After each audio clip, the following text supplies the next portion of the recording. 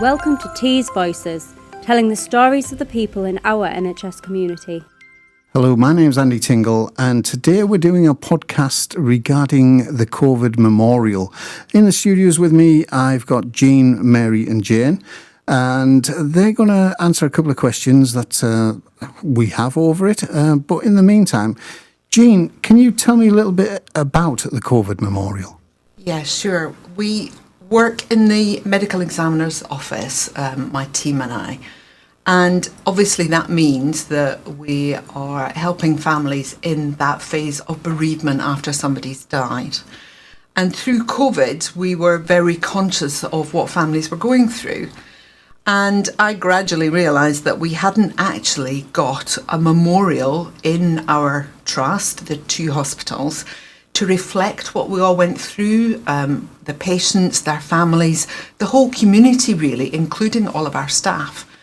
And I asked the Charitable Funds Committee to support us having a memorial just to reflect that period that was so strange in all of our lives and yet so important.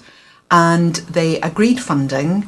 And then we thought, well, how do we get a memorial that reflects the community we live in? So we went out to schools and colleges and art colleges and did it as a competition to see what their perception of art was. I didn't want to buy something from IKEA, and obviously other stores are available, but I didn't want to buy something off the peg. I wanted something that spoke to where we live, where we work, where we went through this, and that reflected that community. And that's what we've done. Obviously, which schools were involved? We went out to all of our local schools, and schools have got different priorities, haven't they? So they didn't all come back to us. They didn't all want to be involved, but we were really pleased because we had quite a few schools that responded, and the art that they sent in. Jane and Mary can tell you about it, but actually it was an astounding response that came back. So we had Sixth Form College, we had schools, we had private schools, we had art foundations. We had a variety of institutions respond to us. That sounds great. So why is visual arts important? If we can see, we generally have an emotional response of some kind to what we do see. And we work in the health industry, and that means we're working with people who are vulnerable. They can be scared, they can be intimidated by coming into the building, they can have to spend time here that they really don't want to. And of course, our staff have to spend time here. So we want to give people something that helps with the emotions of that in a very positive way. And we have to think of the visual arts as potentially being therapeutic. We don't all like the same things, but we can think of things that actually make us stop and think and reflect and maybe have a bit of a lift in our step as we then move on. And that's what we want to do with art across our buildings. So it's not just for the Stockton building. We are actually thinking of all the buildings within our trust and now within the group that we are working in, because our patients come and go, our accompanying families come and go, and of course the staff spend so much of their lives here. They need an environment that's positive. So what are we doing about it? I'm doing lots about it. We are obviously thinking about the COVID memorial as addressing a very specific event, very specific emotions around that event. But we have got other initiatives going on. We're thinking about how we can help those with delirium or dementia. We're thinking about engaging with the local community to represent what they're doing. We're working with local museums and art galleries to think, well, how do we let staff see that? How do we let families see that kind of art? And we're just thinking very differently about how we are embedded within the community, part of that community, and can share art with that very wide definition of the community that we sit within. And Mary, you're a patient representative. How did you come involved and why? Well, as a member of the Cancer Patient and Carer Group of North Tees, I've also been to other meetings, and at one of those meetings, this project was put forward and they asked for people to be involved. And I lost people during COVID, not from COVID, but I couldn't visit them, couldn't attend their funerals. And so the fact that they were going to, and I've got family in the NHS, so the fact that they were going to have this project that was going to be in the hospital but was going to involve the community is what really struck me, that I would be interested in this. And I have been. Was there anything that surprised you about it? Yeah, I was very excited about the fact that they were going to put it out to schools. And I really wondered whether this age group would be able to take it seriously enough or whatever. We don't really think much about what they went through. I mean, these kids would have been 10, 11, 12 at the time.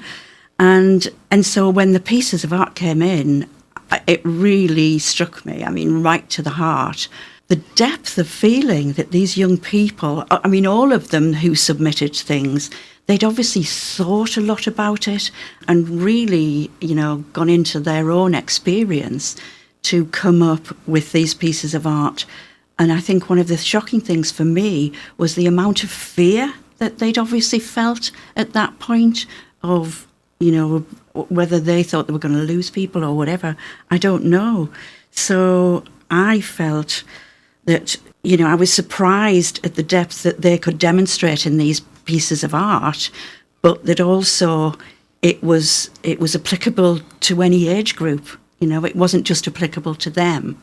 It's just been an amazing thing to be part of, and I can't wait to meet those young people that did those art. So if I was to get involved with it, or anybody get involved with it, what do you actually get, or what would you take away from the experience? I'm going to take away not to undervalue, how serious young people can be, and also how much they were affected, and how art produced by anybody can reach all different age groups. That's fantastic. And Jane, you're part of the spirituality team here at the North Tees. What struck you the most of the artwork that was submitted for the COVID memorial? Well, like Mary has just said, what struck me was the breadth and depth of feeling that was portrayed in this artwork by these young artists. And the artwork demonstrated that everyone in our community was touched and affected by the fallout from, the COVID virus. There was obviously the lockdowns, the way NHS staff put themselves at risk and the sacrifices that they made. Obviously the interruption to education and learning that these young students and artists experienced. The way we all felt separated, I think, from friends and family at that time. And not forgetting, of course, the heartbreak and suffering that so many people experienced losing loved ones. And it was something we experienced here where loved ones, of course, weren't able to be with their families at the end, due to the restrictions at the time. So I felt that the artworks that were submitted for the competition really clearly illustrated that people of all ages and all backgrounds really were affected, deeply by what happened in the pandemic. Yeah, can I ask you how and why and how did you pick the top three? Well, it was difficult because the artwork was, really good kind of across the board. But the three top entries for me portrayed all of the emotion and the fear and the heartbreak that people felt during this period of our history in the pandemic. But also some portrayed symbols of hope and signs of hope and positivity, which I think for me is very important, to hold on to in times of darkness and, when things are really looking very bleak. So the winning entries were very original. And in fact, we chose a second and third place entry as well because we were so impressed. And those second and third place artworks are also going to be used within the trust, not just the winning artworks that we're celebrating in the memorial. So, it was great. That's fantastic. Yeah. Jean, can I ask how do people get in touch or get involved? Have you got any information how they can do that? Well, the memorial itself, we are going to have a very specific day of unveiling. So that's going to be the 7th of April. And we really want people to come along because we'll be unveiling it in Hartlepool and in Stockton on the same day because we want it in both of our hospitals. So people can get involved in that and come and see it. We will have memory trees in our chapels so that if people want to think about that, they can hang a memory.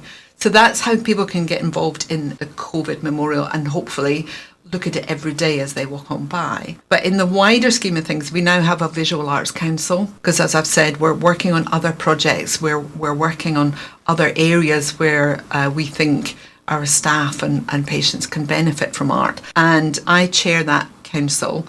And anyone can get in touch with me if they've got ideas, if they want to get involved. We are looking for more council members, just putting that out there as a bid, because it can't just be the kind of art that I like. You know, you can hear I'm very Scottish and brought up sort of middle class Scot. Well, I might like a particular type of art, but somebody else has got an entirely valid opinion. So that council must reflect different backgrounds, different experience, different professional backgrounds, so that we can really think about how we share the visual arts with our community and of our community. So I'm going to need help with that. That is fantastic, and thank you for the insight for the COVID Memorial and the Arts Council. If anybody wants to get in touch, please get in touch with Jean here at North Tees. And thank you, ladies, for coming into the studio. Our pleasure. Thank you. Thank you for joining us. Till next time, you've been listening to Tees Voices.